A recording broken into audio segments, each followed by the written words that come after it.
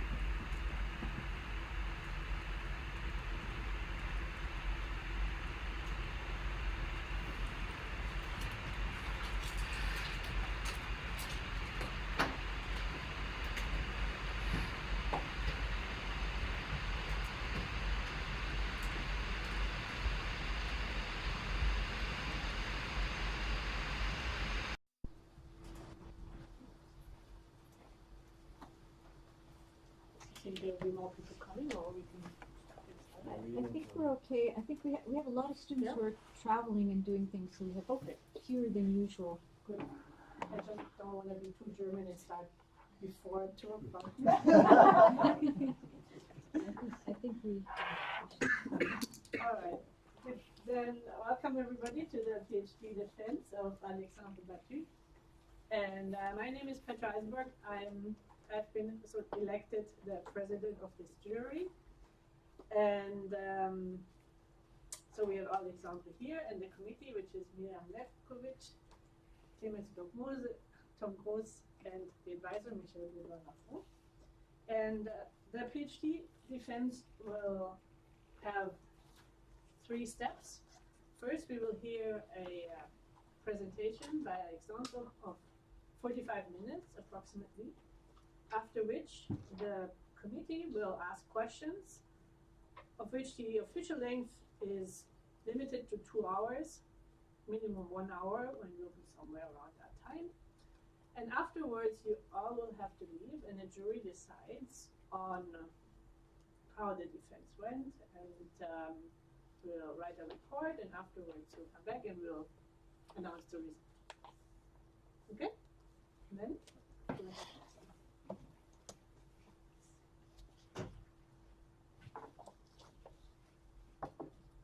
Okay, so dear jury, dear colleagues, dear friends, thank you for being here today as I will present you my thesis work titled Interaction Substrates and Instruments for Interaction Histories. I will present you the main contributions I made during this thesis work, but I will start with a brief introduction to interaction histories. What are they and why do I think it's an important topic to study? So basically, in interactive systems, interaction histories are the tools representing the timeline of events in our applications. So this is basically lists of events that happened in interactive systems, such as in text editors we may find version histories or modification histories, or in our browsers we may find a browsing history. So I wanted to define it more clearly, and I chose to base my definition of interaction history on the definition of history that I could find in various English dictionaries, and I mirrored it to this definition, and I came out with interaction history is a succession of past events from the user recorded by the system they interacted with. So this fits the first two systems that I showed you. So in general, the user will interact with his system. It will generate interaction history data that will be logged in a data set, a log file, for example. And this data, if we want the user to manipulate it or browse it, we will provide him as in the form of his visual representation, such as a graph or a timeline, for example, or a list of events, as we saw before. But when looking for definitions of history, I found a part of this definition that was interesting, is that history in itself, it should give the observer of history key elements to understand the current state of the object of study. So if we continue with mirroring the two definitions, interaction history should do the same. But is it really the case in our current interactive systems? If I look at the browsing history of this person here, do we know why he visited YouTube, for example, at some point? Or do we know why the text editor of this user recorded a version of the document? So I think this is something that's missing in current interactive systems. So in my thesis, I will try to answer the following question: how to ensure interaction histories let users understand the current state of their system. To answer this question, I chose to follow two directions, following two main statements that I could gather from the literature. The first one being that interaction history data should be shared across applications. Indeed, several works showed that if we associate past events, so if we associate histories from different applications together, it might help users to reconstruct the mental context of past actions. So for example, here, Rekimoto with the timecasting system associates different, let the user associate different histories together in a history viewer, and it should help them understand their past more, recalling their past actions easier. For example, the user may not remember why he did a specific modification on a document, but he may remember he did this modification because he received a mail before from his collaborators, or that he was modifying his document while listening to a specific music. The second statement that gave that direction to my thesis is that interaction histories should not be tied to a specific representation. Indeed, several works like Chronicle from Grossman showed that using different tools and different representations to browse the same history data may help the user to find the right information at the right moment. For example, here, Grossman provides the same history with three different representations, with three different levels of details, so that if the user wants more detail about past actions, he can browse a timeline that has a finer grain. And if he wants just to see the interaction as a whole, he can look at the playback of this history.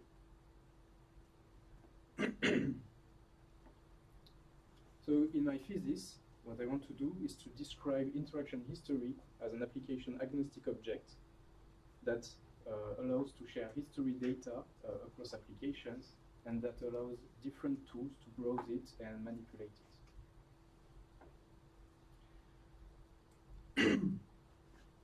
So to support this statement, I chose to, and I answered three different research questions.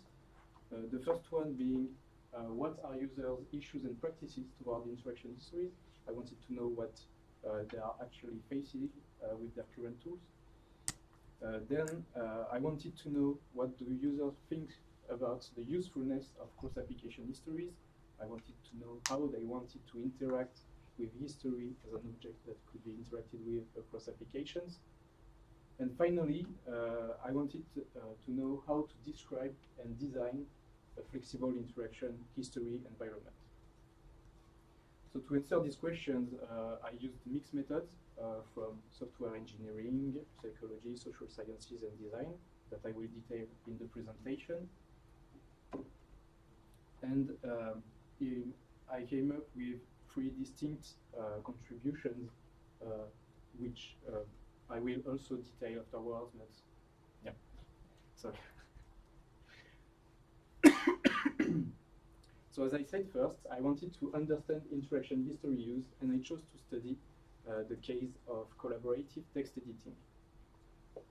I chose to study this use case because in the literature it's often shown as a typical case of collaboration, and it's also tightly linked with interaction history use. For example, a lot of works like Wang's DocuViz shows that looking back at past actions help users to organize their collaborative work.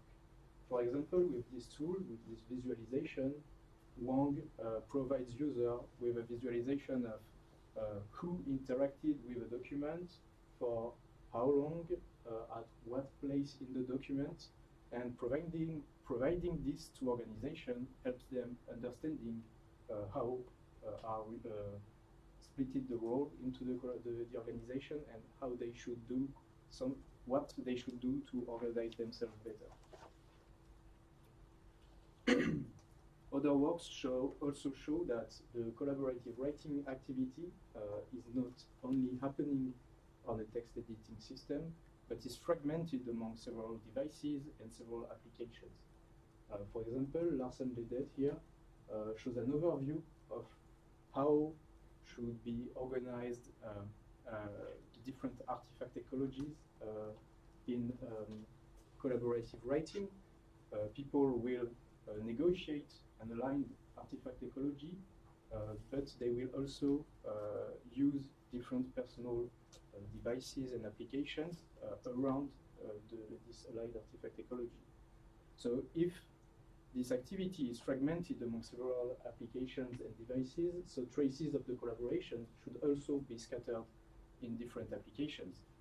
So they will use different shared tools, different communication tools to communicate around the documents. They will also be led to use personal tools or personal storage, and all these applications will leave traces in different places. And that's with this framework in mind that I wanted to interview knowledge workers and try to answer these 2 main questions. How do people use histories to coordinate and keep track of the timeline in a collaborative project? And what are users' actual issues with their current tools to browse their interaction history, and that hinders their interaction history use in collaborative settings?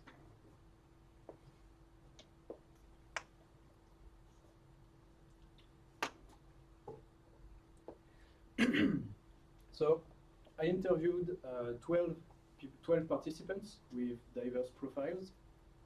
They all had a recent collaborative writing experience, and they all used various and different application ecologies. The method I applied for these interviews were the story interviews, because so it's a derivative from the critical incident technique. And as I said before with my 2 questions, I wanted to gather breakdowns, users' innovations, and workarounds with their current tools. So this was the perfect technique for that. After interviewing these 12 people with the help of a pair, we conducted a thematic analysis, and we focused on these 2 questions that we saw before to extract 5 different teams. So the first team about the users' practices that we identified is that users redocument traces to group them and facilitate coordination. So usually it happens that people take information from their annotations, like participant 2, for example. She compiles every annotations, every modifications, every emails received, or the meeting reports that she received in a certain period of time before a deadline, and then she compiles it in a new mail and sends it to her collaborator so that they align their knowledge about the progress of a document. The second practice that we identified is that users often put norms in place to identify traces, to identify history data, whether it be personal norms or collaborative norms. For example, P3's collaborators put their comments directly in the text instead of using the commenting facility of the text editing system, and then they color code their annotations in the text so that it gives information about the level of importance of their annotation. It can also be, for example, naming strategies in a mail if it speaks more to you. We also identified 3 main issues that people face with their current interaction history tools. The first one is that history data are left in too many places around the object of the collaboration, so it echoes the framework I showed you with the applications and traces ecologies before. For example, P12 uses many communication channels to communicate with their collaborators, but she can't remember where a file has been shared. For example, on their Teams channels, there are too many and they can't find back the version of a document. The second issue we identified is that too much history data is generated during collaborative activities. It leads to more complicated way to retrieve history data because they have to browse too many data. And sometimes it leads to weird behaviors, if I may say. For example, P6 sends himself a version of his document in his mailbox, but he also has a version of this document in his local storage and in a shared storage. It's because he wants to consolidate this information in a place he knows so that he can find it back more easily. And the third issue that we identified is that history data gets lost over time, whether it be because of the tools not consolidating it. For example, P7 lost their comments on the document after indicating that it has been addressed, or it can also be due to the user's memory. For example, the same participant said that he can't remember where he left annotations after a certain period of time.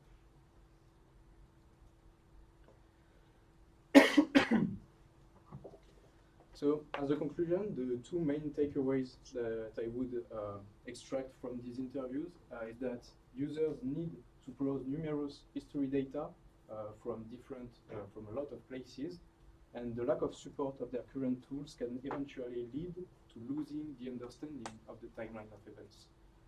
The second is that users redocument traces as new content in a new document, for example, but they lack this support in extracting history from different interaction histories and customizing their histories to create this new content. So I wanted to support these 2 takeaways from my interviews.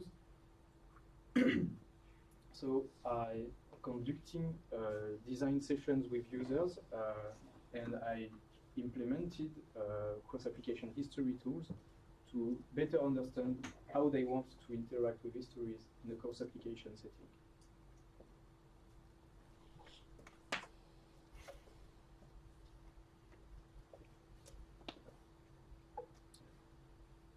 So I defined 2 design goals based on the interview's outcome. The first one, with the first design goal, I wanted to design a tool that supports cross-application history browsing to improve navigating in these numerous places these numerous traces from different applications. And with the second design goal, I wanted to design a tool that helps users express relationships between history data to redocument traces, for example, from different sources to enhance their contextualization.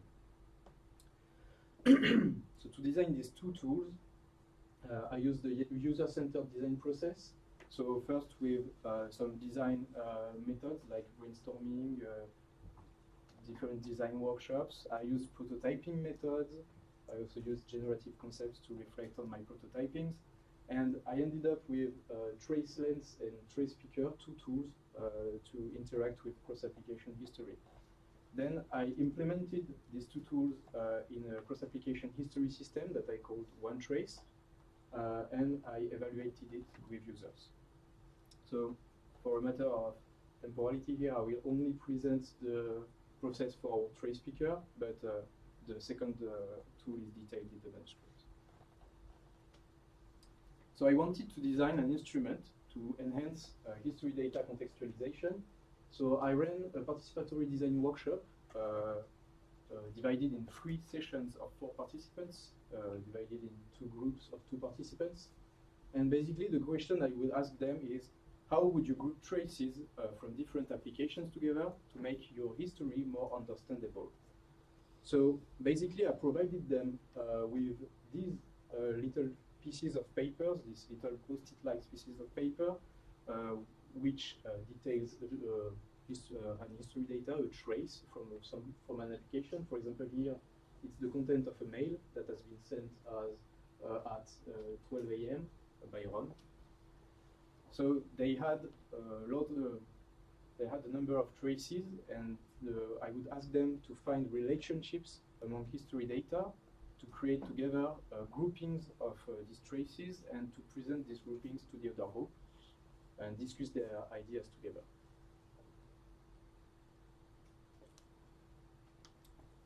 So the 3 main takeaways I extracted from this participatory design workshop is that people wanted to label these groupings of traces with a higher meaning, higher level activity as a name, as a label for their traces.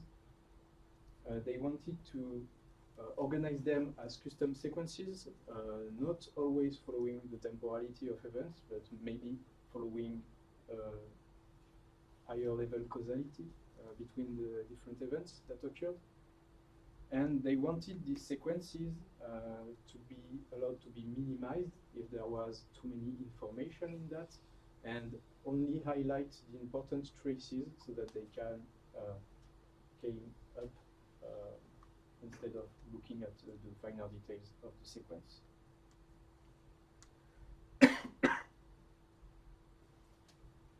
So I prototyped Trace Picker, a tool that follows these 3 main takeaways. The Trace Picker is a tool that allows users to pick history from a timeline, to pin them together as a new artifact that I call the pick line that can be labeled. Then on this pick line, history can be organized as a custom sequence. And then on the same sequence, some traces can be highlighted by the user, and they can collapse it to hide the non-highlighted traces. So I had this design, but I wanted somewhere to prototype it, somewhere to implement it, and to provide it for users to play with. But as far as my knowledge goes, I didn't find a system allowing to do that, so I wanted to know how to implement my own system to share interaction histories across application. So first, I wanted to define a unified data structure for interaction histories so that I can implement this system. And I called this unified data structure a step. This step, it has different attributes representing a past event. So the 5 first attributes represent the raw data that is stored in this past event. So for example, if it's a modification, it will store the modification. If it's a mail, it will store the content of the mail. The source of this past event, so from which application is it coming. And we have a motivation attribute, which represents this higher level meaning that I was talking to you about before, the label, for example. And then it has also the authorship, so the author of the trace who left that, and to whom it is distributed. So, for example, if you send a mail, you will have a receiver to this mail. If you write a suggestion, you will write it for someone to read. So this encapsulates this data. And then we have 3 different relationships that are stored by the step. So the temporality, basically it stores these relationships of which event occurred before which one. So basically it's just the timestamps.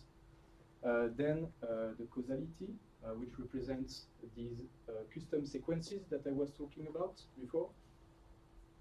And the relationship of priority, which represents that step has been highlighted to say that it is more important than another step. Then I implemented OneTrace, a system to log steps. And to this logging system, I provided a web application to use it that simulates the desktop environment. So in this desktop environment, we can open applications, we can implement it. For example, here we have a text editor and a mailbox. And using these applications in this workspace, we log in the steps into the main timeline of the workspace. So then I implemented trace picker. So with a trace picker, the user can pick and pin information from the main timeline, as we can see here. For example, to set a to-do list with communication traces or other applications traces. And then, if the sequence is too long for him, he can highlight traces from this sequence and collapse the pick line so that he can only have important information. 2 seconds.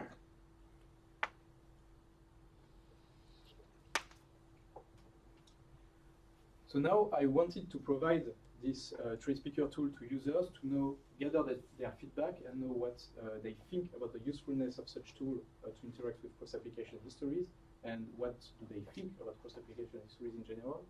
And I wanted to know 3 main things. First, if trace picker can help reduce history bloat and help users focus on important traces. If trace picker help them better recall the context of past actions, whether it be their own actions or their collaborators' actions. And I wanted to know if trace picker could help them resume work after a break. So I recruited 8 participants for this study with academic profiles and a recent experience in collaborative writing. And the procedure, basically, I would provide them with a pre-questionnaire about their current tools. Then I would make them perform 2 tasks with trace picker. And then I would provide them with a post-questionnaire with the same items than the pre-questionnaire, but this time to evaluate their use of trace picker. So with the first task, I asked them to create 1 or more pick lines from an already created history and try to prepare future work with it. And with the second task, I asked them to read and understand pre-built pick lines fitting the shoes of someone that comes back from 2 weeks of vacation and that tries to understand the current state of the system. So the results of the questionnaire showed that people don't think their current tools really can really help them reduce history bloat and focus on important traces, but that trace picker could help with these 2 issues. It was kind of the same results with how they think their current tools could help them contextualize their own traces and their team's traces compared to what they thought about trace picker. And the 3 items about resuming work, the 2 last items about resuming work were the same. There was an exception with resuming work after a short break, and I assume that it's because they would be relying more on their memory in that case, or at least they think they would be able to rely more on their memory. It was also a think aloud protocol because I wanted mainly feedback about my tool. And what's the main takeaway of the study is that users really care about adding contextual information to their traces. So they liked using trace picker to create new artifacts. They thought that it could be useful to refer to it later. And they would actually want more customization to these pick lines, for example, by adding a 3rd level of importance to archive non-relevant traces, or to add more features to color code, for example, their sequences to add more meaning to it.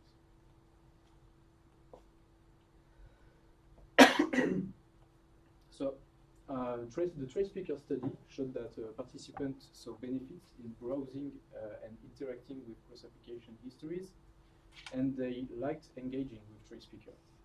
But what I think is that longer-term studies in functional collaborative settings would be necessary to reassess cross-application history with more precise data. So when I was designing steps and conducting this little experiment, I still had some trouble with how I defined what was a step, what was an instrument interacting with it, and I thought that it needed more work to formalize a system where histories are independent objects to be used with any tools recognizing them. I thought it was not the independence of the steps, the history tools to interact with it, and the environment in which they are interacted with. The roles of each of these elements were not clearly defined. So I wanted to disambiguate the differences between steps, the tools that manipulate them, and the new collections of histories that results from these manipulations. And I wanted to question the fact that I have the relationships attributes inside the steps. Because if we think about it, the relationships, if they are inside the steps are no longer independent from each other.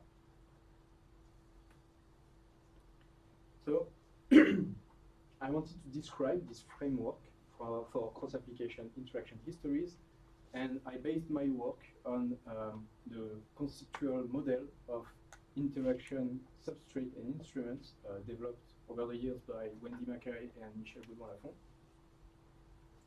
So a substrate, what it is, basically, in a short way, it is an element that structures digital information. So it is the representation of the affordances of digital information.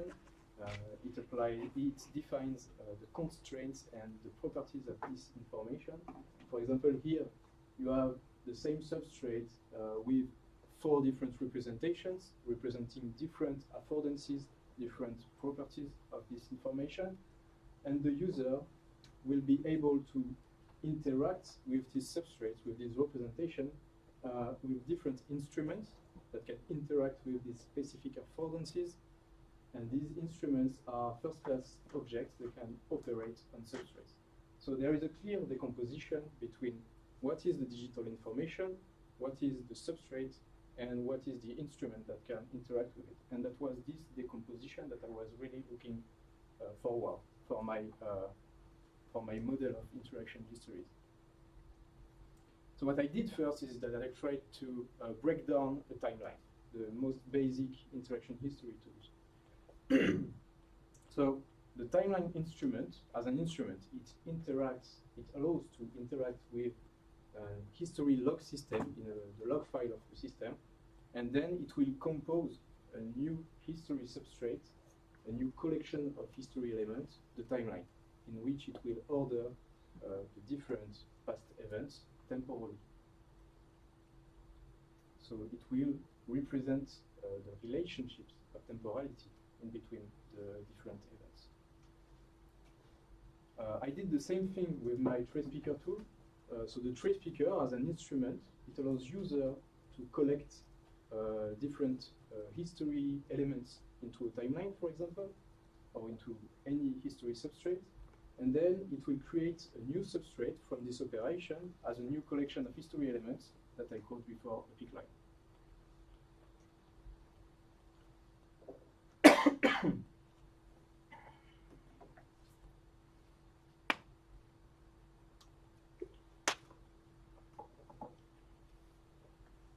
So now I want to clearly define what is a step, what if it's an independent history data. So I wanted to start with core attributes that can be read-only, core attributes that are set at the creation of the step.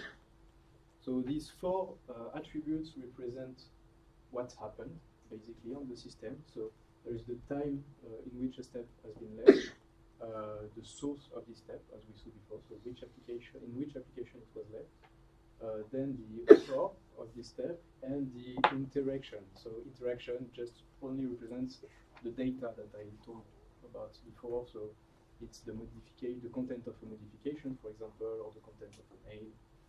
It depends on the granularity the application logs. Then I described what I called context attributes that can be edited by users this time. This is a list of the attributes that I identified due to my designing sessions and interviews. For example, the sequence is this idea of creating a custom sequence of items. So of course, this information will be stored in the attribute of a step. The weight is if I highlight a step, for example, I will give it more weight. The motivation is what I told to you before, so giving a higher meaning to this step in particular, and the distribution is to whom this step is distributed to. So this list of context attributes is extensible. What it means is that I identified this list based on my interviews and my designing sessions, but I don't know if it's the end of this list. Maybe there are more, and it would need more work to do so. So now that I defined all these elements, basically how it works. So we have independent steps on one hand, and then we have a timeline instrument, for example, on the other hand. So by themselves, all these elements are independent from each other.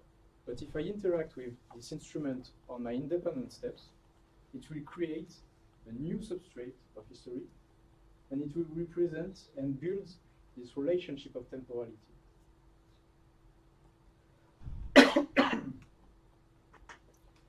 So I wanted to clarify how a system using this model would work. So basically, the user has access to a workspace, and this workspace has its own interaction history substrate as a log file.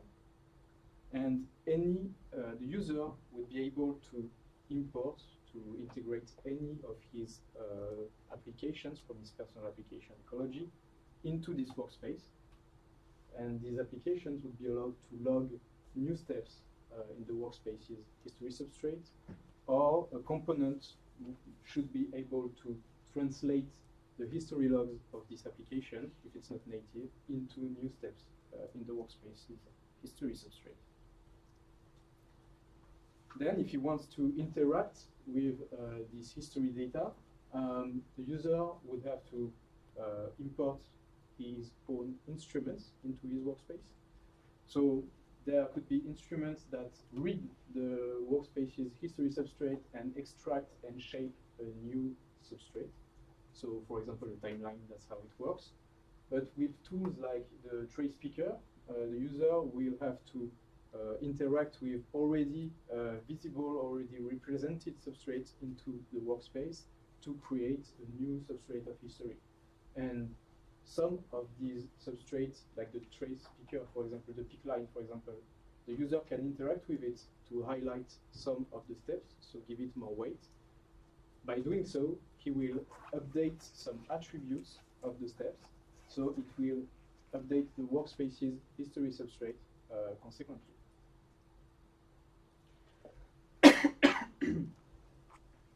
So to implement this new system, I wanted to iterate on my OneTrace first prototype. I chose to implement it with Substrates, which is a project led by Clemens Klopmuth here.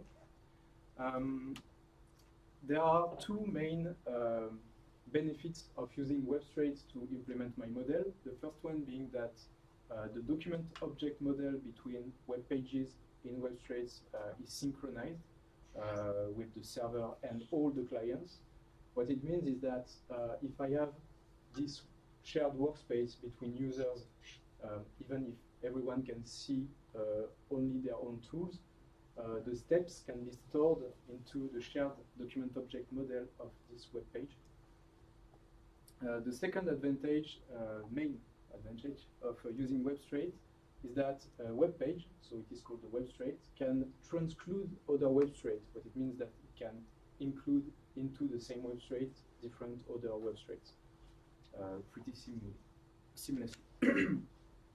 So what it means is that it follows this idea of having a flexible workspace for users in which they can import their own applications and their own history instruments in a shared context.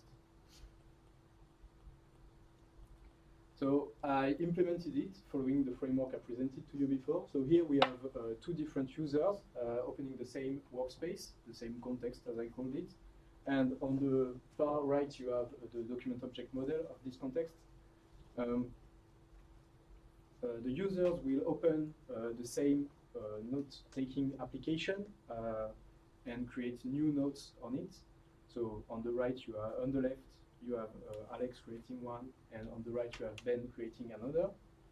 And what it will do in the document object model is that it will create two different steps. So here you can see, not really see, I mean, but you can try to see two different steps created in the document object model with all the attributes set as it should be. Then to represent this history substrate, the user will be able to import their own instruments into the workspace. So for example, here, Alex will import a timeline to represent the steps, steps present in the workspace. And each time they will interact with applications in the workspace, it will dynamically update this history substrate. And finally,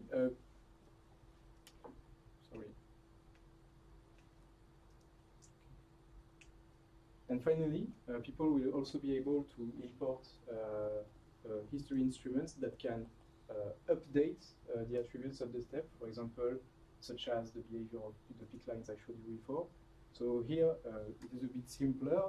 Ben will import a second timeline, which is able to update the weight attribute of a step. So we will double click on it to give it more weight. So as you can see, the basic timeline cannot show this attribute because it's not programmed to do so. But the Alex can open a new instrument that allows to show these attributes, and it will update accordingly.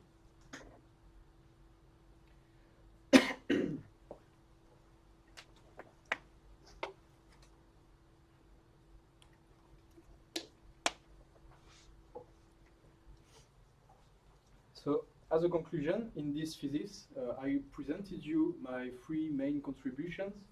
With the first one, I described knowledge workers' history uses and issues with their current tools and what it implied for designing new tools supporting activities. With the second contribution, I designed two different tools, and making people interacted with it and designing it with me provided me with a better understanding on how our users want to interact with history as an interactive object. And finally, I described a framework to articulate interaction history, substrate, and instruments, providing me with a formal description of an application-agnostic interaction history system. I want to acknowledge the three main, what I identified as the three main limitations of my work here.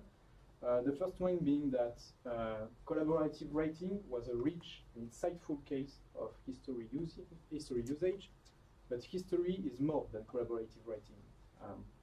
I want to investigate more use cases with more different specialized users so that I can describe more contextual uses of interaction histories and then identify more contextual attributes for my steps. Then the designing sessions was mostly with in-house researchers, so the results might be biased in a sense because it was always the same profile of users. So for the same reasons than before, I want to involve more specialized people from other fields to design and evaluate steps-based systems. And finally, from a technical point of view, when Trace's last iteration is functional, we can use it and implement new instruments for it, but it stays minimal for now. The instruments that I implemented are simple timelines with tiny interactions on the steps, but there are no direct manipulation yet. I would like to implement more instruments, such as the two that are present in my thesis, so that I can identify the technical challenges that are made by implementing such tools in one trace. So thank you for your attention. I will just give a last word and point out that some of the works I showed you today were published into the International Journal of Human-Computer Interaction, and I want to acknowledge the participation of Kevin Ratovo for all the work about Trace Speaker. It was an intern at the time, and I just wanted to say a word for him. So thank you.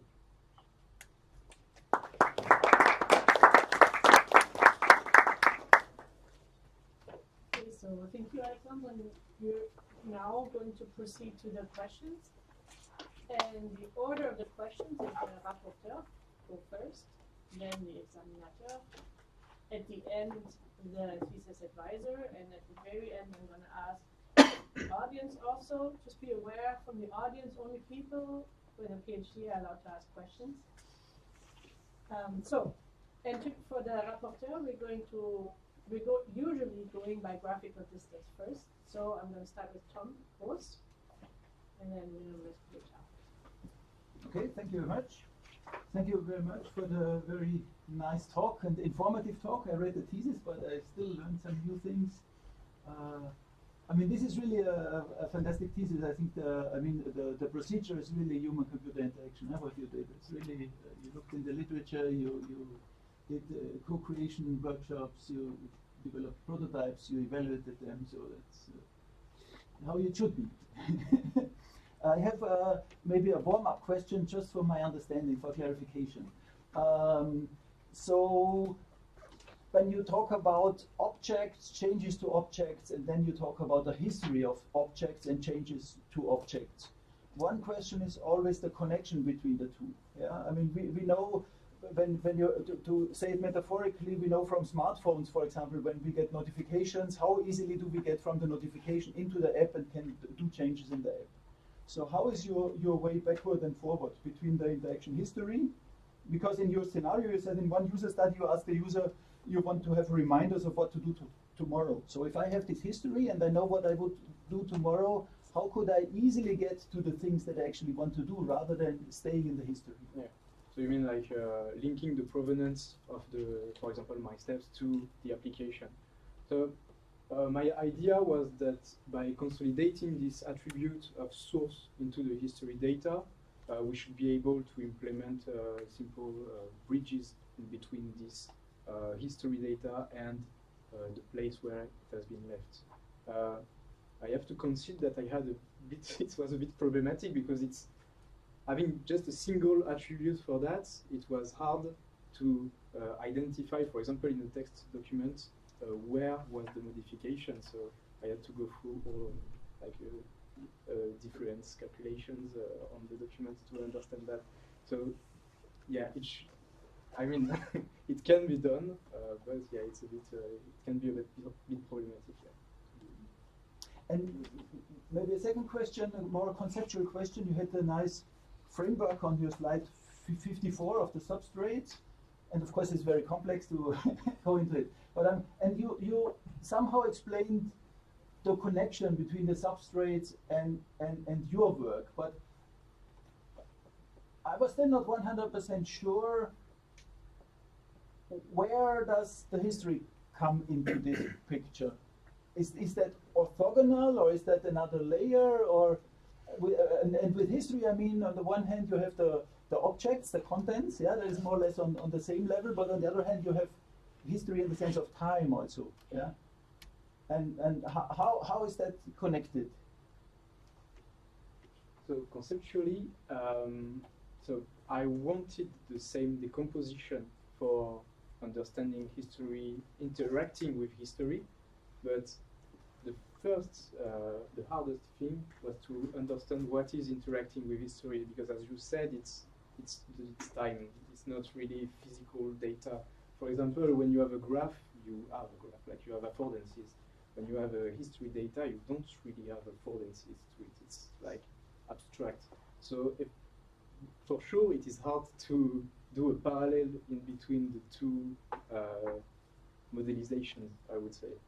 But I lost a bit myself. What I wanted was to have the same decomposition. Like I wanted to understand what was the data behind the representations of history, and then how interacted with this data would create these representations. So that's what I tried to do, and not really stick perfectly to finding affordances to history data in itself. I'm not sure if it's clearer now. Yeah, more or less, yeah. More or less. But then on the other hand, I mean, I'm not sure if I can just follow up. I'm not sure if I would call it affordances, but you know, I remember Michelle and Wendy and I, I should not say this about ladies, but we have some age and some history. Sorry, Wendy. And you know, I always use this example in my course on cooperative systems of some smart people who some 30 years ago thought of interaction histories and semantics of activities that you have, yeah, and how compatible are activities that you would do, yeah? Like you remember your own work. And so user A is doing something, user B, and are we in competition to each other, or does the sequence matter, or does the flow of activities matter or not? Yeah, and if it doesn't matter, I don't care. Yeah, if you were first or I was first. And so I'm wondering, and this has, maybe you wouldn't call it affordances, but it has semantics. Yeah, so entering values, on the one hand, you could see it mechanically in the sense of a history, and that's what I'm recording. But on the other hand, from my perspective, there is semantics behind it. Yes, there is. What was your question? How would you, because you said about the affordances, so is there, how do you call it then? Is it more the semantics and not the affordances in the history? Because you said the history doesn't have affordances, and we can agree on that. Yeah, but what is I the think semantic that's, then? yeah, like to follow up on what you said, I think that more or less is what I may define as relationships between history data. Mm-hmm. Like for example, when I talked about contextual attributes, this idea of semantics is contextual. This is what this history has to say in that specific context. But this is something that the user will, like from my perspective, will have to inform the system about. I know that some systems do it with AI and stuff, but it's not really. I don't think this is the same. But yeah, I think that by informing custom sequences, like you say that, okay, I did this action because I received this mail, and then I did this modification, and I sent you this message in Slack. I think this may be what you had in mind with semantics. Mm-hmm. So I think representing relationships between steps by using this type of contextual information may reveal these users made affordances in a way. Mm-hmm. Maybe just last one. And related to that, I was wondering, what's the, I mean, the history of history, basically. I mean, on the one hand, you have the interaction history. Yeah, what's going? Sorry, I don't want to have like a philosophical interview, but I really think your topic touches a lot of very interesting aspects. So on the one hand, you have the interaction history, and on the other hand, you have the historical meaning of the interaction history. And so in your scenario, you said about doing it tomorrow. So it's today's perspective on tomorrow.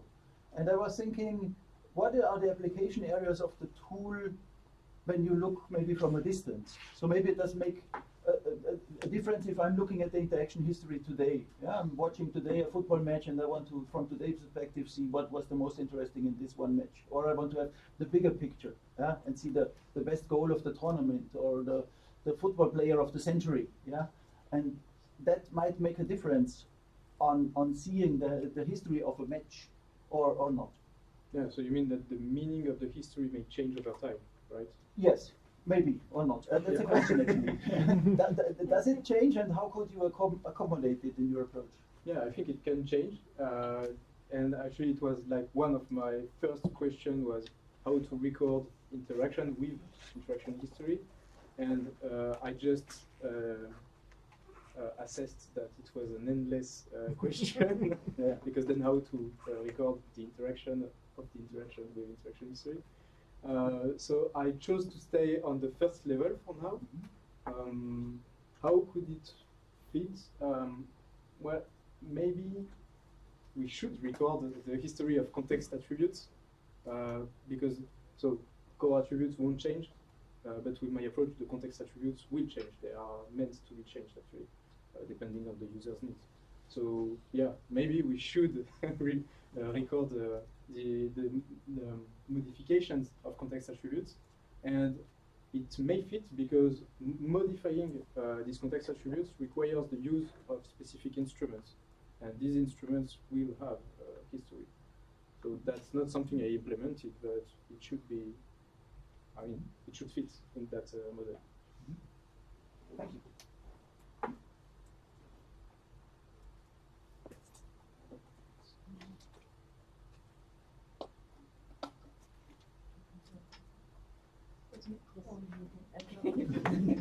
Was waiting. Okay, so thank you, Alexandre. It was indeed a nice presentation, but before that, I really appreciated reading your manuscript. It was really a nice story to follow. And I like the fact that the research questions were clearly said, addressed, and also the different experiments, studies that you have conducted. Really, like, we saw all the steps in your work, so it was very interesting. And I also really appreciated that you have provided both conceptual contributions, but also very instrumental contributions, and it's not often the case that we see that both in the same work. So congratulations for that. Now I have some questions, of course. The first one, we'll start with a little bit of a comment, and then I would like you to maybe discuss that a little bit, so it's not like a strict question, and we'll have more precise question after. So I have to say that when reading your manuscript, and even today, I have found something a little bit ambiguous in the terminology that you have chosen.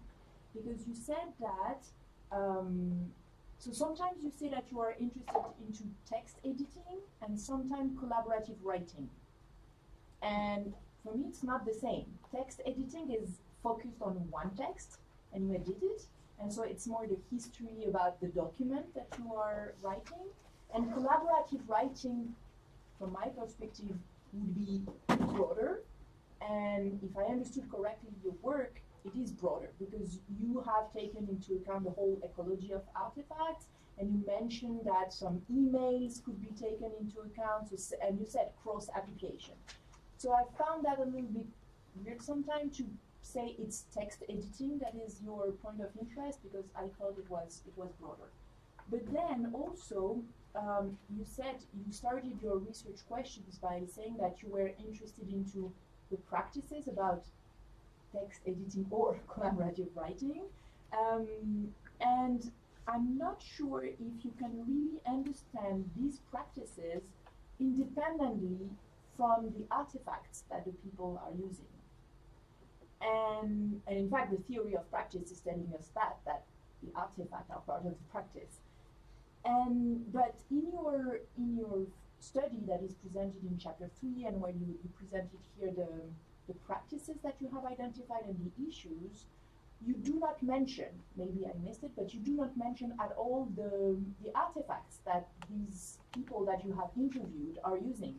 And being myself involved in a lot of different collaborative writing activities with different people, and then I am adapting to these people by adopting their ecology of artifacts.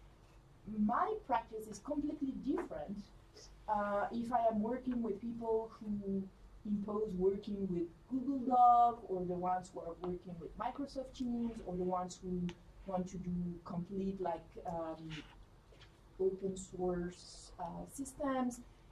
And so, can you tell us a little bit more? So, do you think it's independent of the artifacts that the people are using, this practice that you have listed? Or can you tell us more about the study that you have conducted and what was the ecology of artifacts that was in use? Okay, so first I would say yes, that's an ambiguity. It was about collaborative writing and not only text editing. That may change. Then maybe for my interview study, maybe that was not well formulated. What I was trying to find was kind of how they work around their issues with their current tools, the users. So, of course, different artifacts they use will have an impact.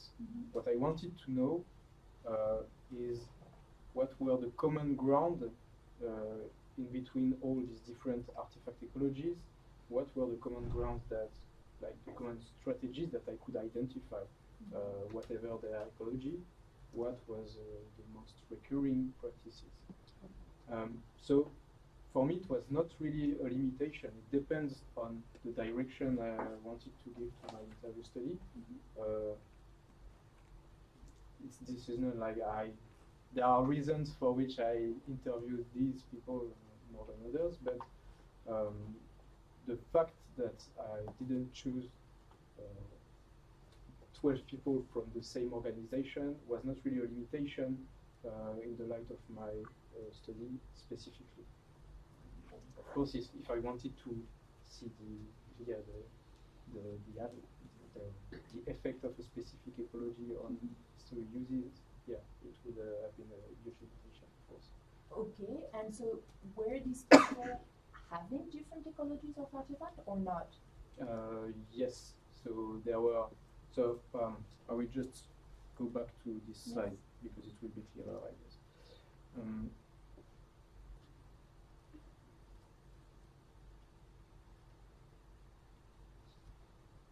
Okay. Yes. So I really interviewed people from different organizations. I think at most there were 2 researchers from the same biology lab.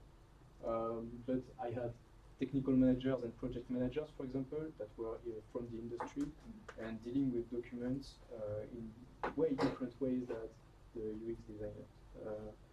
So the common ground was that they had this central document, communication happening around, and they all had various communication channels, and then they had personal storage, personal tools that they interacted with to keep notes, for example, recordings, to make graphs that they didn't want to share.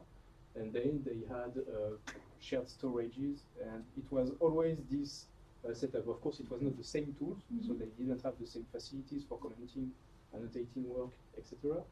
But it was always this idea of having central content and then things happening around. Okay, thank you.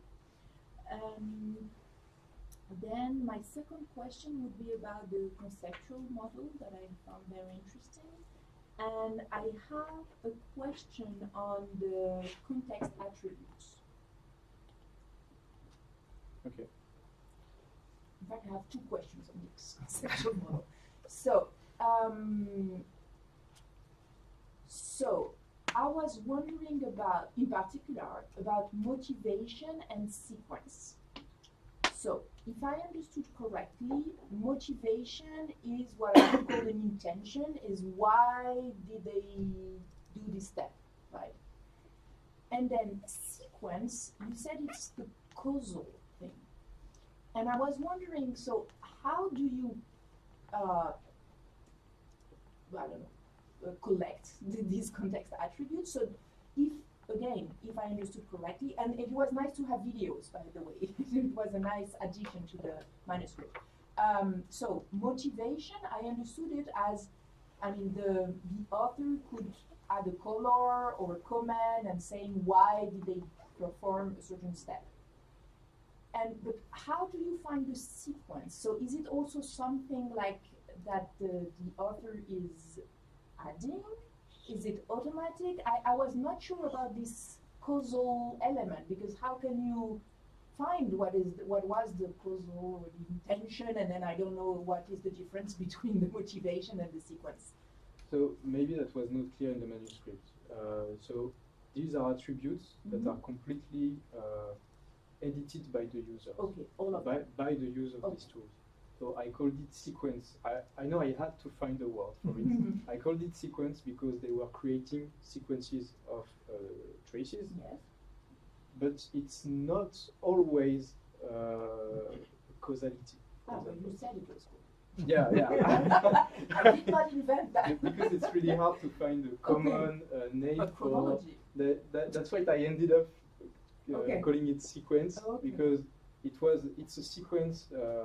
When we go back to the affordances there from before, Yeah. so this is this relationship that there is a sequence of traces that is not temporal, and that was the difference between what's logged by the system, the time. Yes. So you have this timeline, and the sequence that is informed by the user, which is not always temporal. It could just be they put them together because for them it expresses a sequence of But actions. then how is it different than motivation? Because motivation is why I Yeah. put that, which is What I call motivation is when they inform a higher level meaning of like a sequence of action, of a grouping of traces. so it means that when a user will add a step, they will be able to add these context attributes or not, right? They decide. And then, so they can decide to add a weight to distribution is kind of the the who recipient. can, who can access or not, right? Motivation is my intention and sequence is the sort of causality. Okay. So, This but they is can also- decide or not Yeah. to put that. I mean, these attributes are the result of interacting with steps with instruments, Yes. specific instruments. So they don't know it. It is called sequence. in a Yes, sense. of course, yeah. So they will just, for example, with the trace But they feature. have a feature. Yeah, they have a feature, Mm. but this feature, different instruments could interact with the same attribute, could edit the same attributes. Okay. You may have an instrument, for example, my timeline that I had, on which I double-click on steps to highlight them.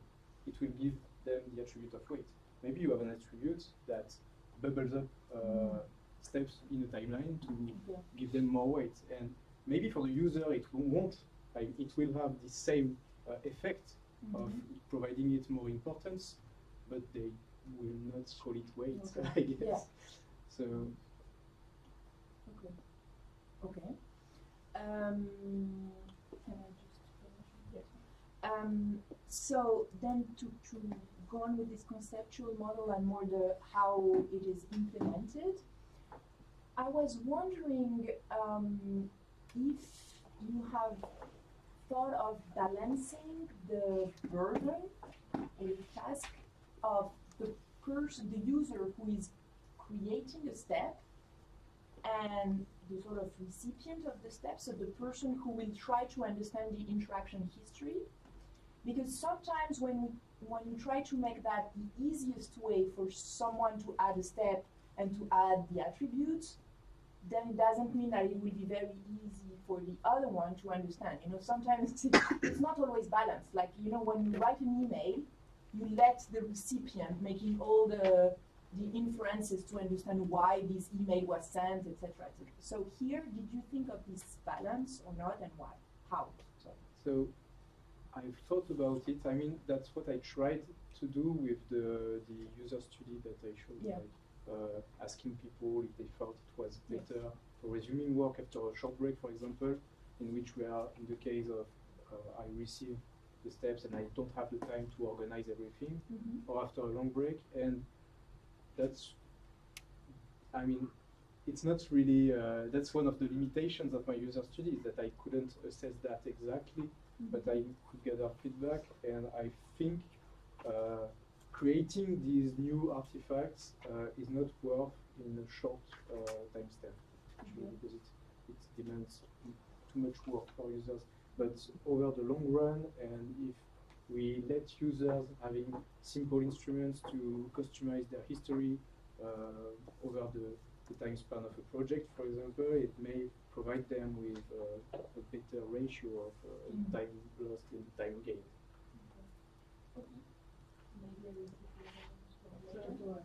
Yeah.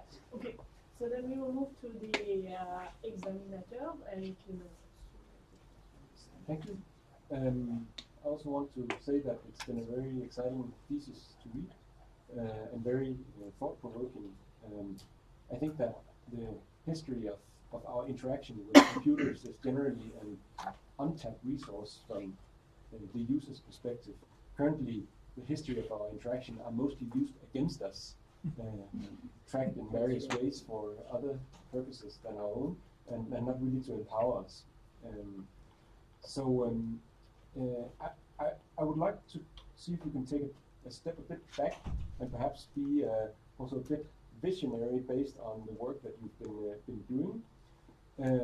So first and foremost, I struggle a bit with understanding what are the history-based tasks that you imagine people would do if they had kind of rich cross-application interaction history, potentially going beyond just collaborative writing. But what are the kinds of tasks that you imagine that people would do and realize? Well, I think that redocumenting traces, as I showed, I think this is something that could be applicable for other use cases. I didn't really think about specific use cases. But can you imagine a situation where I come to my computer and then I want to do something? I have a full history of past interactions. What would I want to do with it?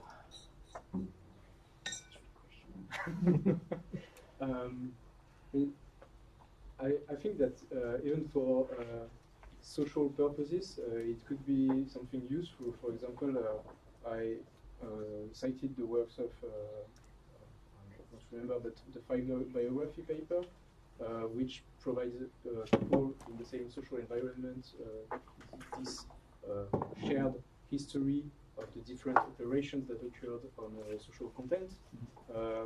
I think this is something that people might engage with over the long run, and I think that better understanding your system as a whole might also be beneficial. For example, if you, I don't know, I don't have specific use cases in mind, but yeah. So while I was listening to you speak, I tried to think of some use cases that I would benefit from, and then I want to see if that's relates to what you've been doing. So imagine that I come to my computer and say that the last time I've converted a recording of a talk to YouTube, how did I do it, and did anyone help me with it? Could I ask a question like that to my system if I have full interaction? With your task, it also includes, I guess, things from outside of your system. I can't remember what tools I used. I can't remember how I did it. I just want to know how did I do it, and did anyone help me with doing it? I feel that you should be able with a system, with a cross-application history system. The only thing that I didn't include in my work is how we deal with the tools that we have outside of our systems. For example, if I have handwritten notes, or if I asked Arthur with my voice to help me, it won't be recorded by the system. Right. So there are limitations in this kind of uses. Yeah. But yeah, if you if you cross all of your histories, and I mean, things also depend depending on how your current applications log history, with what grain and how you can use it. But with a system with freedom of how I can log my steps from my applications, I think it's maybe easier to cross-reference every history. Yeah. I have another example that is more close to perhaps the domain that you've been working on. What if I ask my computer to show me 3 different versions of a couple of discussion sections that I struggled with writing? That could also be something that could be nice. Could I do that? Can you repeat?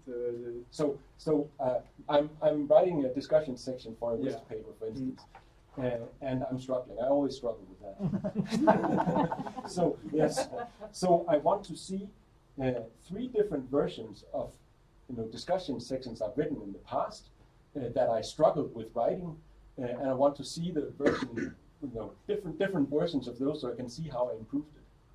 Right, so there are some implications with that kind of request, because as I said before to Madame Lekovitz, I didn't, I thought about it, but I didn't, my attributes are really simple. So for example, the discussion section of the document, it would have to be informed somewhere. So maybe it has been informed in some of the context attributes that I have made, but yeah, as you said before, there is a cost to inform all the attributes if I don't need to right now. So maybe you don't think of something at a specific point of when you use your interactive systems, and then you need it. Yeah, of course there is like this. Yeah, so actually what this Miriam also is pointing at is perhaps a bit of an elephant in the room, which is the cost of supplying the context attribute. And if I should be a bit provocative, I would say that I would only provide that either with a gun to my head or if I had to build someone for my hours. So somehow you have to figure out how would you actually potentially automate generation of these context attributes and so on. Yeah. So as I said, my idea with context attributes is that it results in the use of specific instruments to do so. That also should be integrated in our current systems to have this kind of personalization that is also easy to do. But I guess the problem is that you want the semantic information of a discussion section or text that I've struggled with by having reworded things multiple times. So yeah, so this is also something to inform when you log action in an application. I'm not really sure about how, for example, Google Doc logs interactions. I know that's kind of related to Web3 too, but what I know is that the revision history of Google Doc gives, I don't know what in its list of saved revision, and this is also so I mean most of the time useless for the user, except if you want to find the version at a specific time or something, but it can't control the granularity of his history. So yeah, your question is valid, but the cost of having the tools we have now is also really huge, because it's sometimes completely useless depending on the needs of the users. So yeah, there is this question of it will cost a lot of, I mean, it depends on the design of the instruments, of course, but it will cost something to the user to inform this information. But if the tools are well made, if the instruments are well made and fit the user needs, I think it's still better than what we have now, which is something that informs nothing about these specific cases. Should we continue, or do you want to take a... You can ask one more question. Okay. So then I will mention Voldemort by name and say what role would AI then play in making sense of this history? So that's one part I chose to remove. That's what I also try to say in my manuscript, that there are two main uses of the history: the one from the system and the one from the user's perspective. Yeah, with the system we can then make analysis of abstract tasks and things like that, so that my context attributes would be useless in a sense.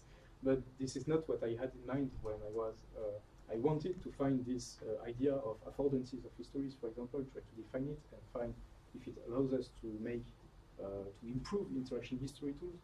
I was talking about the revision history of Google Doc. I wanted to understand if it was possible to make something better and applicable for other applications, for example. So yeah, AI has a role to do for recommending future actions for users, or to analyze tasks, to steal our data. But I don't think that's the topic of my thesis. I have small knowledge about it, and I chose to put it apart at the very start of my thesis work. Okay, so then as the second examiner, I also asked one or two questions. So the first one I had is, also a little bit conceptual in that actually most current existing desktop systems already contain a history.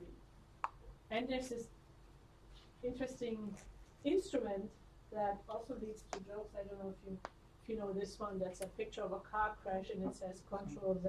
Oh, it says Control Z at the bottom here, which is making its way into everyday life as a tool, instrument, or on the history. Right? So many people have this concept of an underlying invisible stack of operations that are already being tracked in each system. And there's collaborative writing systems out there like Google Sheets, Google Docs, whatever, that keep track of that somehow per person, right? There's some sort of model underneath. So people know exactly how it works, but you can undo your own stuff and the next person next to you can undo their stuff, and it somehow all works nicely together. And there's a lot of related work also on undo redo specifically as a history in systems. So how should it even be implemented? Should it be a stack, or should it be a graph, or should we visualize it? And if so, what should we visualize it? What kind of tasks should even be undoable, right, and redoable? To what extent does this body of work relate to your model or to what you're proposing? And to what extent is it different? So I will just take this slide to explain what I think about it. What I think about my model is that it does not erase what's already happening in the stack of commands, of the past commands of current applications. My idea was that you can import your own applications into your workspace. You can import, for example, a collaborative document, but then logging interaction from this collaborative document will generate history data in this application, in its own stack, but will also generate steps into the workspaces in the history substrate. So it does not erase the history on the side of the application. It creates like a common space for having this cross-application history in the format of a step, with this structure, the structure of a step. But it doesn't mean that the application's history is not existing anymore. But could you then make your life much easier by just saying, I'm going to grab the stack from the undo stack from each of these applications and just merge it and then give people access to it, visual access? Is that exactly what? The difference is that every application does not log history the same way, as far as I know. And I wanted really a common structure for it. So I wanted to translate this history into something that is common to every application in the workspace. So yeah, maybe that's that's something that's missing, is to make the relationship visible between the two different types of histories.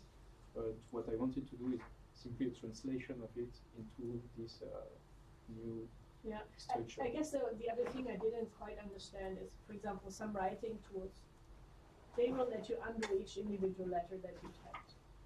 Right? So that's very fine granularity. Is this something you would even care about for the kind of application contexts that you're envisioning? That's why this question was so important about what do people even want to do with it, right? Do they want to be able to undo stuff, or they just want to learn about what happened? Right? So at what level would you want this history to be kept? Similar to an undo stack, or would it differ? Would it be higher levels?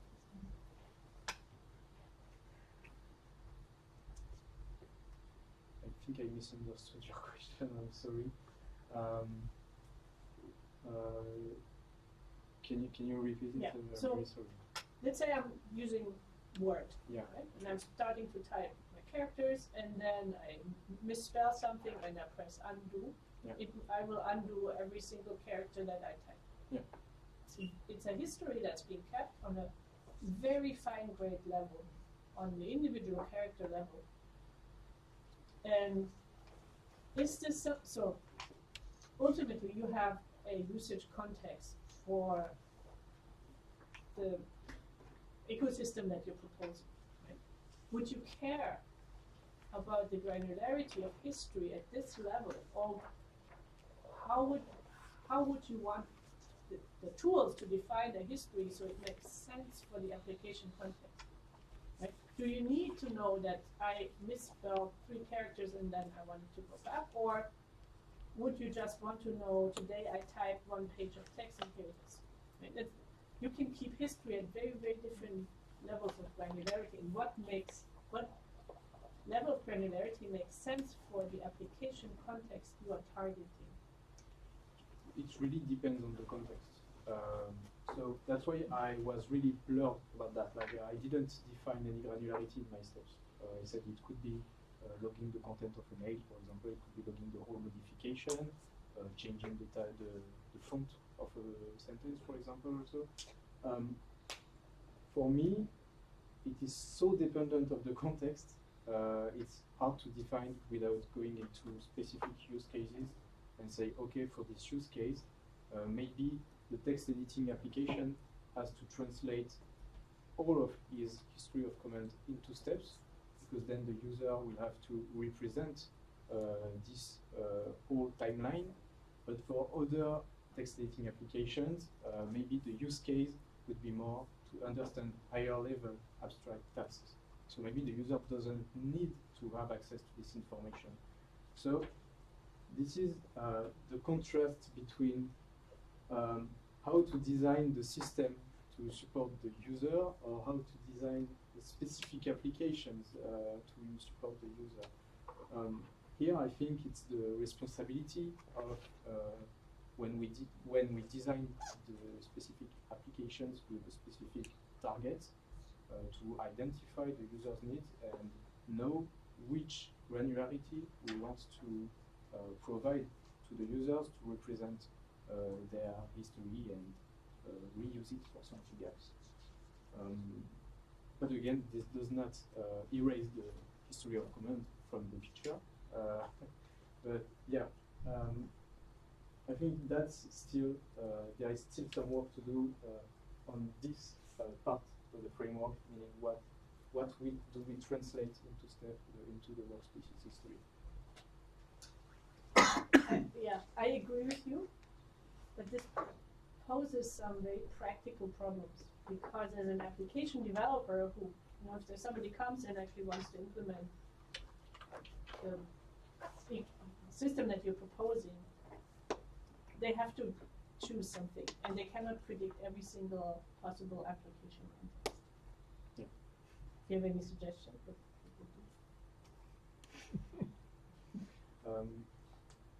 Does it work if I say not really? That's the honest answer.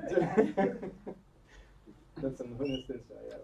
I mean, this is part of the problematics I had in mind, but that I didn't treat because I had to focus on some parts of the problem too.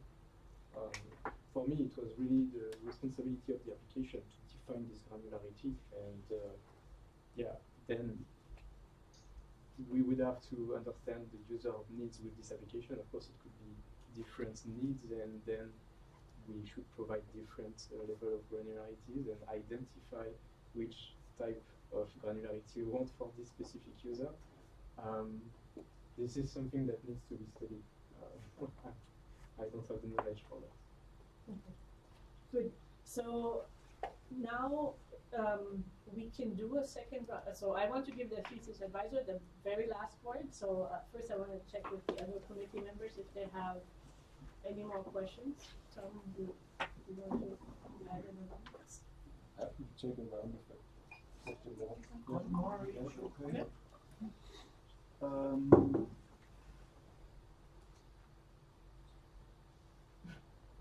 Connecting a little bit to the previous questions also of my dear colleagues.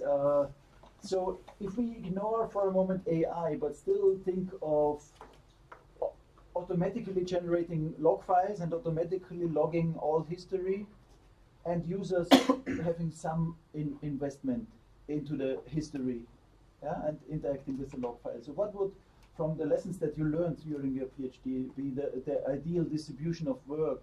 Now this is the automatic capturing, and this is what I semantically think. Because there could be very different things, right? I mean, we have not spoken so far about, I mean, this is also interesting because in your work it seems a lot about changes to documents and not so much about reading, but in your example in the beginning you have, for example, a browser history, which is not so much a change, but rather what I'm doing without change. I mean, is it a change or not? But it's more my interaction without changing it rather than editing. Yeah? And so there's a lot of, as Petra said, and the others also, there's a lot of related work. I mean, and some people have really been looking at looking. Yeah, there have been prototypes where somebody can send an email and the recipient of the email can know how long was I writing which part of the email in terms of importance of different parts of email. So that would be an eye tracking tool of durations, which could be very interesting. So again, the question would be, coming from ideals and how's everything perfect, but maybe if we don't speculate about AI, but just what we can do now technically. Automatic logging versus some minimum effort of the user. What would be your lesson of your PhD?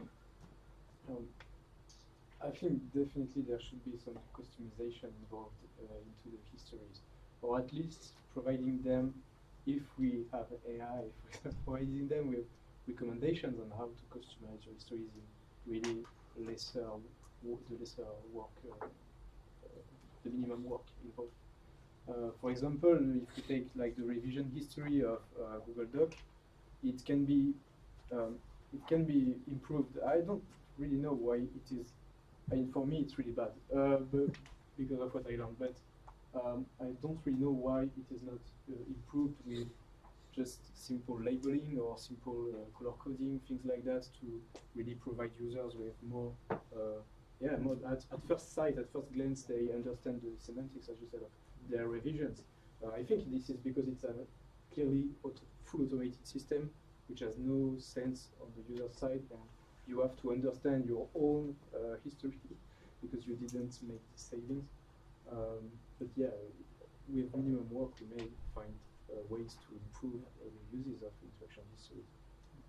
And there, just a very short comment to them. And there, I think it's, I mean, they're doing it a little bit, but not very much. In Word, the history can tell you whatever. Somebody just changed the layout, which is, I think, some kind of semantics. Yeah, no, was there an important change to the contents, or did somebody change the font? Yeah, and maybe that's a different level of importance to me. Yeah, I agree. Yeah, thank you. Yeah. I have one question, but before a little comment on when you were answering to Petra's question about the granularity. Because you kept on saying that it depends on the context, which I fully agree with, and that it depends on the user's needs. And I'm not sure that that's the right terminology.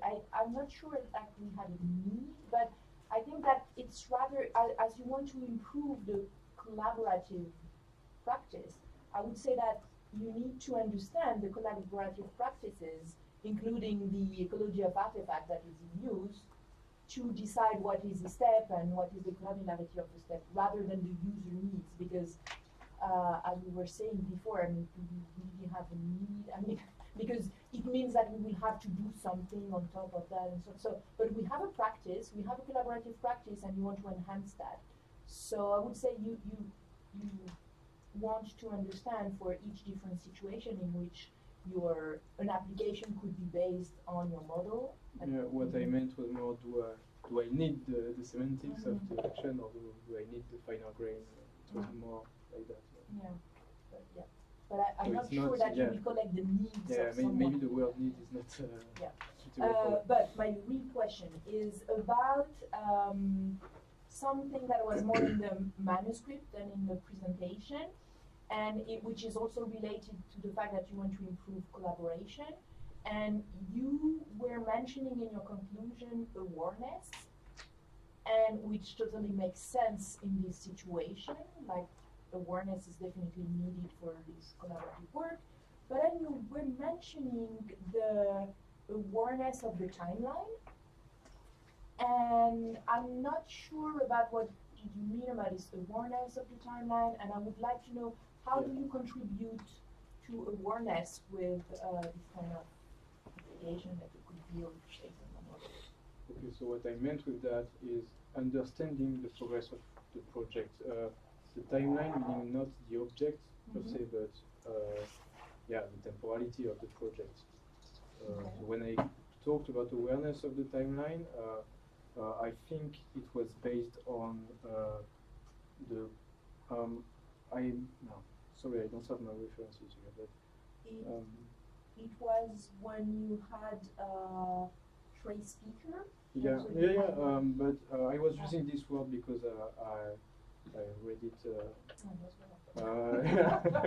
Okay, so it was not like you were not referring to the whole literature on awareness. No, no. Okay, It was that was yeah. my question. No, it was not based on that. It was Okay. based on work from like how people can have the same collaborative awareness of a situation because they have this like they have this common knowledge of the timeline of a project. Okay. It was not all the literature about awareness. So it was not. Thank you. I'm really happy to see how you've experimented with implementing instrumental interaction for manipulating the history. And then there's one thing that I cannot stop myself from commenting on is as someone who has also tried numerous times to implement instrumental interaction, you said at some point that in your final implementation you have these instruments to manipulate the history, but that they don't produce history themselves. And from the perspective of instrumental interaction, that seems like a big red flag, perhaps even that something is wrong in the architecture. So can you say something about what prevented you from producing history from the instruments, and why doesn't that just come automatically? That's the same paradox I was talking about before. When I started this thesis work, I was wondering if I should log the history of interacting with the history, because then I would have to log the history of interacting. And it can be endless. I chose to just stay on the first level, but yeah, of course, using an instrument will generate history. Yeah, we talked about it. Maybe we should log the history of the evolution of the context attributes, for example. These contextual, they have a timeline too, so maybe this is the history we should log, but maybe not. Yeah, but there are some limits to put. I think. And perhaps even an interesting paradox. And yeah.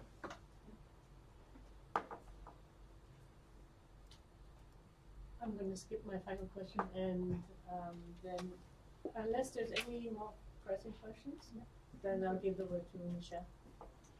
Thank you, Petra. Well, thank you, Alexandre, for your presentation, for your thesis. I wanted to give a bit of context myself to the history of this thesis. Well, it started as a pre-doc because you came from Toulouse, which is a country far, far away from us, a place we know nothing about, and that was I guess in 2019, if I recall correctly. And there we I said, because with Wendy and she had you mostly work on Video Clipper, where you discovered WebStraits because you implemented a collaborative version of Video Clipper in WebStraits. And we talked about having a thesis topic around. I was interested at the time in substrates for time-based media, because we were doing other substrates for things like graphical applications or etc. And if we threw time in the thing, I thought it would add some interesting dimension.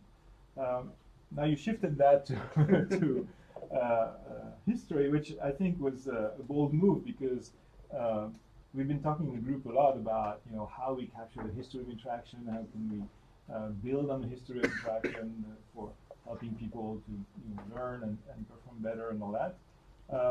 But to So that was well, that was your choice, but of course I agreed with with this direction. And then this little thing called the pandemic hit every one of us, but you in particular. And so I know it was difficult because I think you started the thesis the very first day of the pandemic. Yeah, April 1st, 2020, pretty much when we were, I guess, about to already in lockdown. Yeah. And so, and of course, any research is hard under pandemic conditions, but studying collaborative work is even harder. So, well, thank you for having kept the focus on that. I think you learned a lot. We learned a lot about historical data and how to apply instrumental interaction to historical data with the with the possible problems that it raises. And I want to compliment you for using and applying and learning and using and applying the methods we use in the group. And I'm really impressed by the amount of work you conducted, and it's been pointed out as well by the diversity of work, from formative studies with interviews to the whole design process with you run several participatory design workshops, to implementing stuff that is not easy to implement because, as you pointed out, you couldn't take existing applications and get their histories out of their guts because they won't give it to you. So you had to re-implement an entire desktop environment and implement it well enough so it could be tested with real users. And then not only that, but you went through this sort of redesign phase, driven even more, I would say, by the theoretical framing. And you saw in the group that there's many definition of substrates, so there are people in the group, maybe even more than that. And then the second implementation based on WebStraits.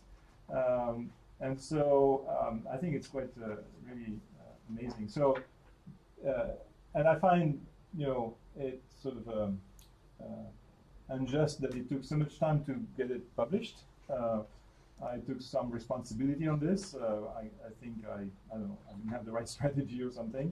But I think, the fact that you have this journal paper, which is not covering everything in the thesis because it doesn't cover the last part, so there's room for publishing that part as well.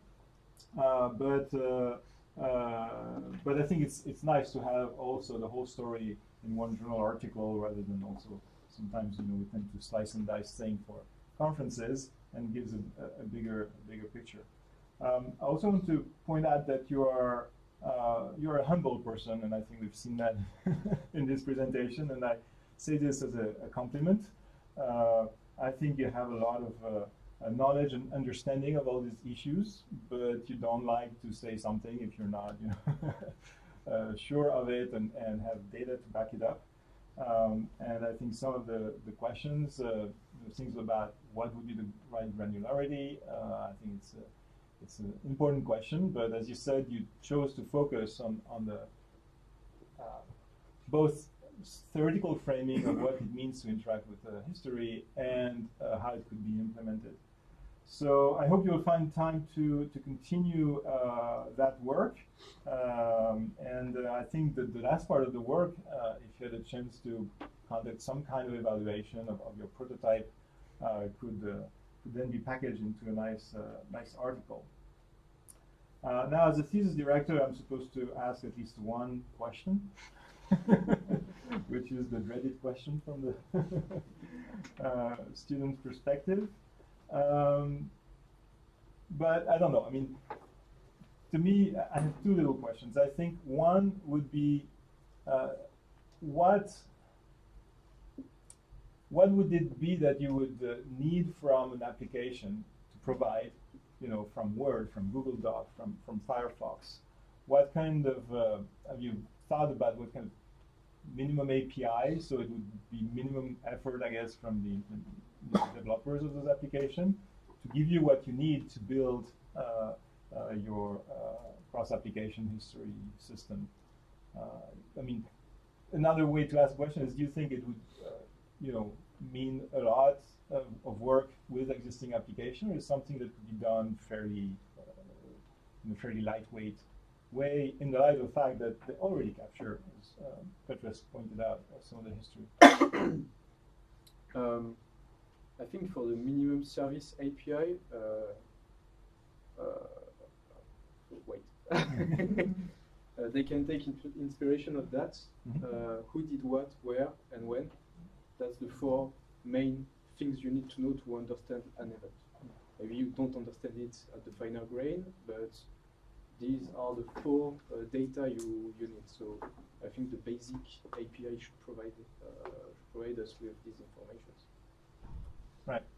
But like, if you take the source, like the document, I mean, this is linked obviously to the state of the document at the time. So you need to also have a way to track the refer the state of. I mean, I know in Substrates you can do that easily, but it's not. I mean, there may be a little bit more for this to actually stand by itself. I don't know. I haven't thought about it myself. So. How could we deal with versions?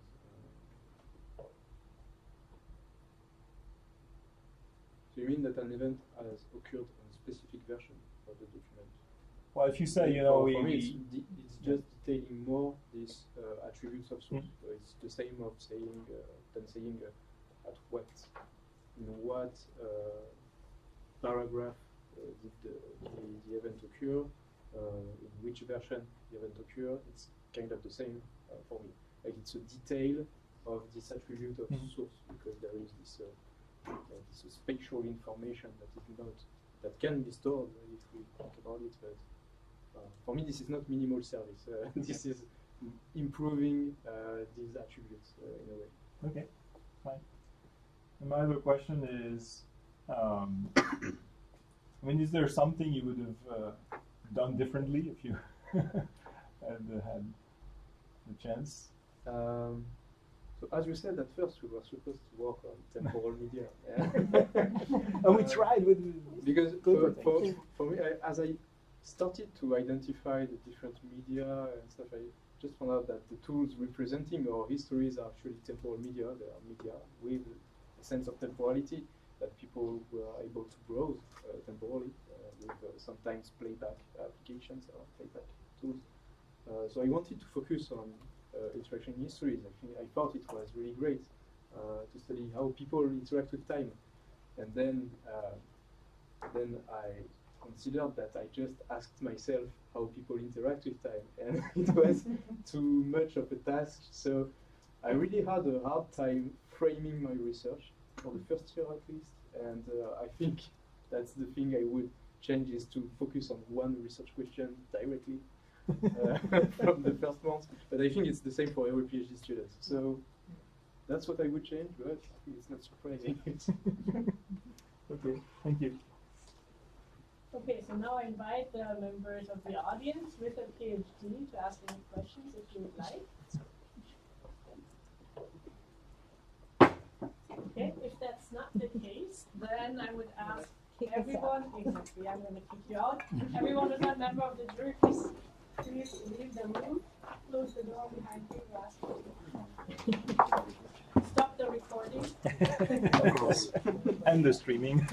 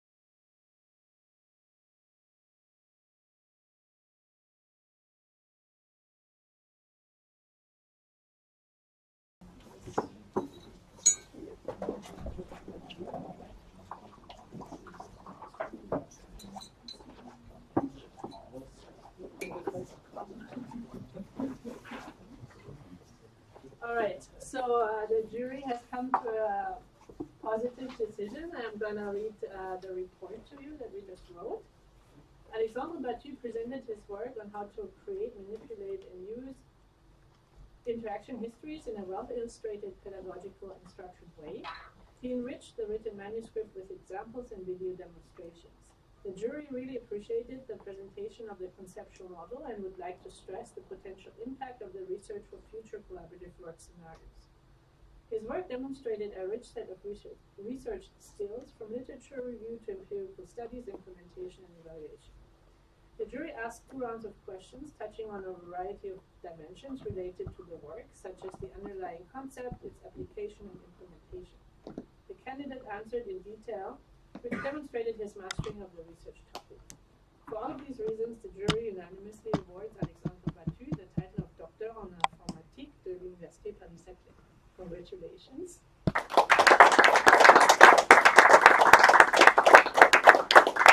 And there's one final step where Alexandre has to speak a sermon. Yes, exactly. English or French? French. French one. Donc, en présence de mes pairs, parvenu à l'issue de mon doctorat en informatique et ayant ainsi pratiqué, dans ma quête du savoir, l'exercice d'une recherche scientifique exigeante, en cultivant la rigueur intellectuelle, la réflexivité éthique et dans le respect des principes de l'intégrité scientifique, je m'engage, pour ce qui dépendra de moi et dans la suite de ma carrière professionnelle, quel qu'en soit le secteur ou le domaine d'activité, à maintenir une conduite intègre dans mon rapport au savoir, mes méthodes et les résultats. Et ce n'est qu'une phrase. C'est très français. Okay, good. Eh ben,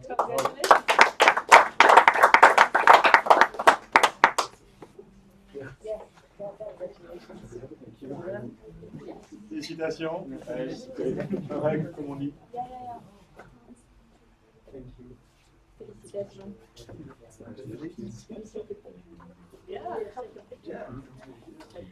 Who is going to take the picture? Yeah. Can you also follow everyone? I guess maybe she's doing it. All right. I know, you were taking the picture. Oh, I was taking a picture. Ah, okay. I thought you were telling me to pitch. I thought you were asking. It's true. No, Okay. I can share it later. I did help. So, do you want to say something? No, we just need another copy of this paper. But you didn't say if you will. Yeah, Yeah, I yeah, wanted go to say ahead. a few words.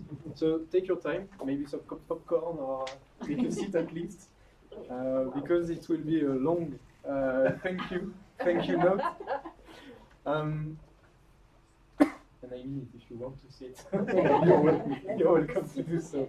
I don't want to make you wait. There's more water over there. Your voice just in a second lasts for a little bit longer. Yeah, I'm gonna donate my bottle. No, it's not that long, but no one does research alone, and I want at least to acknowledge the people that helped me during this phase of my life. So first, I want to thank the jury, my thesis jury, Miriam Jelfovitz, Tom Gross, Petra Eisenberg, and Clemens Klokmos, for taking the time to review my work and for providing me with insightful feedback and for discussing with me at the end of the defense. It was really great. Thank you. I also want to express my gratitude towards my thesis supervisor, Michel Baudouin-Lafont, and towards Wendy Mackay, who both, in their own way, made me believe in what I did. They always encouraged me in my research. They always supported me during this complicated journey. So thank you. It is almost frustrating to see how much I've learned from you when I may never be able to give back what you've given me. I mean, it's impossible to be when I'm the researcher that you are. I also want to thank all the researchers that I've met at Exitu. So thanks Victor Gustafsson, Miguel Renon, Han, Elisabeth Welton, and Jean-Philippe Rivière, specifically for their warm welcome when I first started in the team. for their enthusiasm and their valuable tips and tricks on how to survive the PhD. Special thanks to Miguel, especially, who shared the pain with me of the thematic analysis during the lockdown. Then I want to thank all the PhD students I met during my stay in Exitu. So I may forget some, but thanks Capucine, Tove, Martin, Camille, Anna, Wissal. We all shared the difficulties, the pain, but also the joys of these first years of our academic careers. I am grateful to be part of this generation of researchers, and I hope we will all find our place in this world of science. I want to do a special thank to a few people who had my back at any time. Arthur Fage, my work roommate, with whom we shared laughs, tears, and beers. And I hope that we did not see the last of our friendship. I want to thank Alexandre for his everyday support, his everlasting kindness at all times. I want to thank Romain Dubus for sharing rants together about life and about research, but in the end we always ended up motivating each other, so it was good once, actually. Thank you, Junhang Yu, too, who is not here today, but thank you for your friendship and unflinching good mood. I really hope you found a place where you could use your undeniable talent as a designer. A last round for the people I worked with. Thank you, Nicolas Taffin, a great web designer / editor / graphic designer / everything you may think of. I will always remember working with you and Wendy on Video Clipper. You shared so much knowledge with me, and I really hope our path will cross again. Finally, thank you, Clemens Flokmos, and all the Substrates team for their support, their expertise, and for sharing their knowledge. I am far from being the best in terms of technical knowledge, and yet, maybe without knowing, you encouraged me with your technology to step out of my comfort zone and have weird, crazy ideas without worrying too much about if I would be able to prototype it or not, because it was simpler with Substrates. Maintenant en français, je voudrais remercier mes parents, Jean-Philippe et Véronique, pour leur support inflexible tout au long de ces années compliquées. Je remercie également mon petit frère Benjamin, avec qui je suis heureux de partager un humour raffiné et sensible, et avec qui échanger un message par mois me remonte toujours le moral. Je remercie également mes amis de Toulouse, dont la liste est longue, mais qui ont toujours su être présents malgré ma localisation lointaine, vérifiant par la même occasion l'adage loin des yeux près du cœur. Bien sûr, merci à toute l'équipe du laboratoire informatique interactive de l'ENAC pour leur accueil, leur patience et leur support, avec qui il me tarde de continuer à travailler. Merci également aux membres de l'équipe X de Toulouse pour m'avoir initié à la recherche en IHM et m'avoir donné envie d'emprunter cette voie. And now in English, last but not least, I want to thank Wafa. I want to thank you for always believing in me. I want to thank you for supporting me in doing all this hard work. And I want to thank you for always being you at all times. Merci beaucoup tout le monde.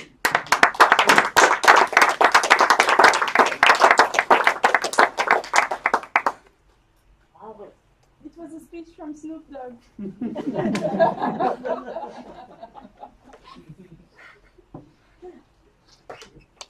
And there is a poll. What? So, there is a little apéro. Yeah. So with